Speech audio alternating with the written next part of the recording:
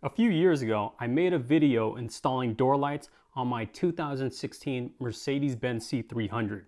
And I asked you guys, which one should I keep? There were 4 options and it was a really tough decision, but you guys said I should keep this one. Fast forward to today, now we have these. My sponsors over at DMP Car Design, they have brand new door lights for the W205 C-Class that looks pretty close to the W206 C-Class grille. And if you're interested in these door lights, I'll leave more information in the description below. Now, let's go get these installed on the car. The process is pretty easy. I use a trim removal tool to pry off the old light, disconnect the wiring harness and unplug the light.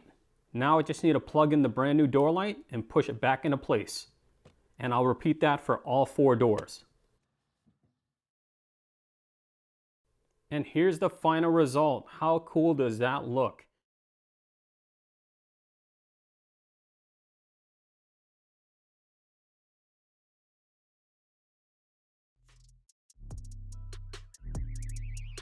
If you like that style on the door lights, DMP Car Design also has an ambient dash trim kit for the W205 C-Class that has a similar design.